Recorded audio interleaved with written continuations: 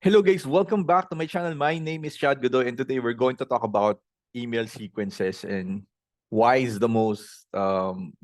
one of the most interesting um, application of this email service provider ConvertKit, no? So because isa 'yun sa pinakamasaya kasi ang masaya kasi sa email marketing, hindi mo na siya kailangan pang gawin manual, no? Pwede mo na siyang i-automate, pwede mo na siyang um, ilagay sa isang sequence, no, na kung saan kung meron kang gustong ipahayag sa mundo, all you need to do is automate everything. Ma-automate mo siya eh. Kaya nga siya, 'di ba, email sequences. So, inside ConvertKit merong sa send is merong broadcast, 'di ba? Ito yung broadcast yung na-create mo siya ngayon din. Kunyari, gusto mo mag-send ng email ngayon, ngayong araw na to, broadcast yung pipiliin mo.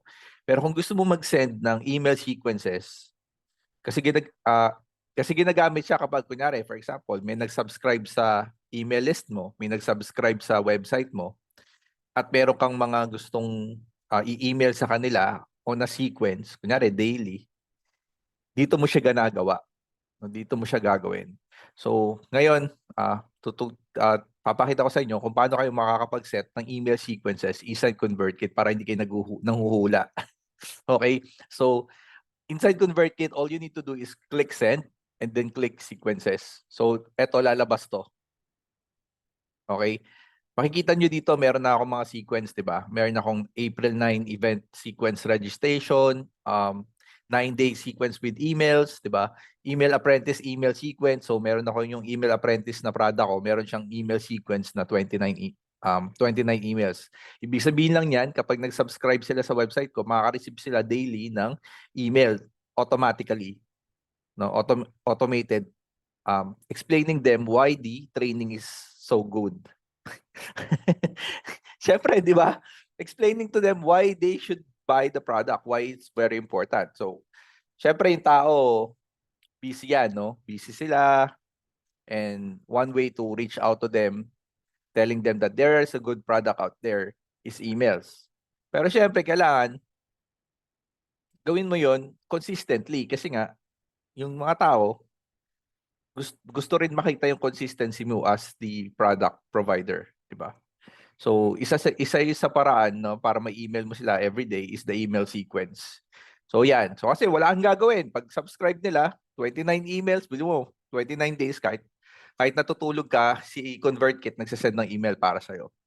So, i-open natin yon. Ano ba itsura ng email sequence sa loob? So, sa loob, makikita nyo, ito, like, emails. Makikita nyo dito, ito yung mga email na ayan, di ba, sa right side may pinipindot ako na nakapila. Everyday nagsusend yan 8:20 PM ng gabi sa Pilipinas. So yan, no? So kumbaga wala akong gagawin kundi mag-add lang ng mag-add dito ng email na kung ano yung gusto kong i-send dun sa subscribers ko, 'di ba? So napakadaling kumbaga napakadali ng gagawin mo lang. Maglalagay ka lang dito, kunyari, meron ka pang another email, 'di ba? Another email. Ang gagawin mo lang, magdadagdag ka dito, add email. Tapos, kunyari 29, ito na yung magiging pang 30, 'di ba? So yan. So parang din siyang email broadcast na magta-type ka ng subject line. Kunyari, ayan, subject line dito. And then, magta-type ka ng content. So ano yung sasabihin mo sa email mo? Ayan, content. Pero syempre, wala tayong naka-prepare ngayon eh. Kumbaga, just for explanation, ito yung marireceive nilang email for the 30th day. So, kagaya lang sila ng, ito yung mga normal. Kasi ayan, day 1, makipansin nyo, day 1, OFWs na pauwi and in financial crisis. Day 2, ito yung susunod na email. Day 3, day 4, day 5. So, pag pasok nila sa website ko, ang mangyayari is marireceive na nila to, di ba? Kung gusto nila yung product, pwede silang bumili. Kung ayaw nila, pwede ring hindi. So, nasa sa kanila naman yun. Di ba? Hindi natin sila kontrolado. Ang kontrolado natin, kung ano yung email, ano yung sasabihin natin, explaining the product. Di ba? kung ano yung email na ni-explain natin. So, madali lang, di ba?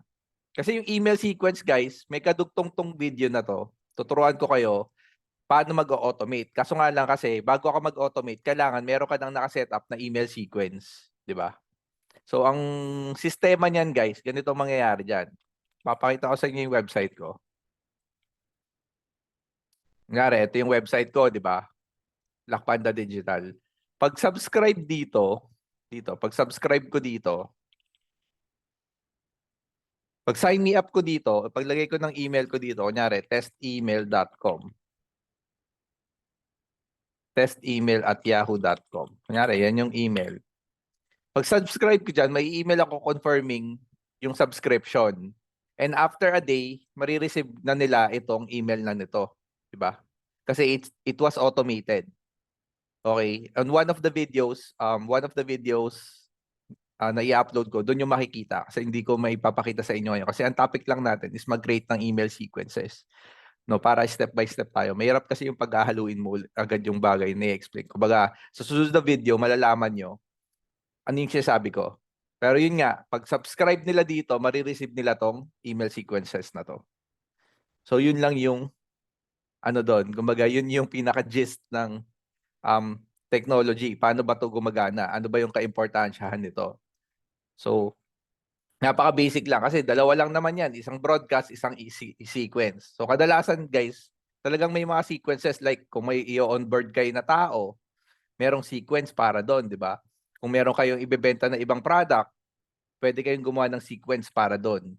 So, yun yung napaka-importante doon kasi on a day-to-day basis, kunyari malaking brand, maraming siyang mga email na gustong isend sa mga tao niya. And kung wala yung email sequence, mahirapan siyang isend yung mga messages na yon systematically. Kasi ito, gumagawa ka kasi ng system in order for people to, or in order for a business to achieve maximum efficiency.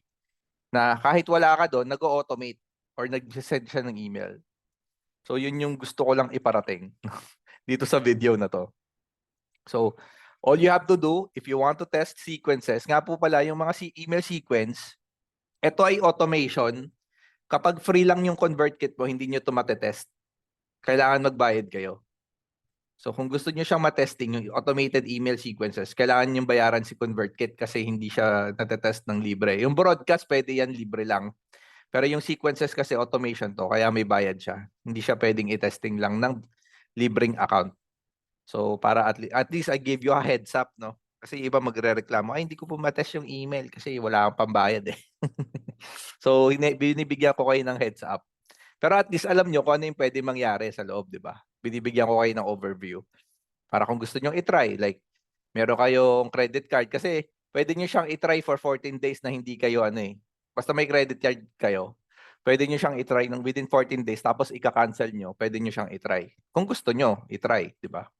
Pero yun nga, for practicing purposes, yun yung minsan ginagawa ng ibang tao. So yun lang guys about email sequences, no?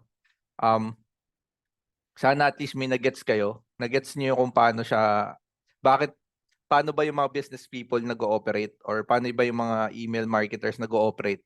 Bakit parang ang galing-galing nila pag ano, 'di ba? Pag araw-araw nakaka-receive na-send nila yung mga email, no? Na hindi sila masyadong napapagod. That is the reason why, no, email sequences is very important. Kasi ang mga business kuha na lang ng kuha ng leads yan eh. Kumbaga, benta sila ng benta ng product, run sila ng run ng ads. Kumbaga, wala na sila dito. All they need to do is to set this up. Pag na-set up na nila to, wala na silang gagawin kundi magbenta ng product para mapabili yung mga tao. Wala, ganun eh. Ganun lang. Mag-set up mo yung email sequences, set up mo yung automation, all you have to do is to sell it outside, no? Pwedeng gumawa ka ng content, mag-post ka sa Facebook, whatever you want, to people to grasp what you are trying to teach or what trying to sell, di ba? So that is the reason why it's very important to people, no? To business owners. Kasi you can literally make sales while you sleep if you do this, no?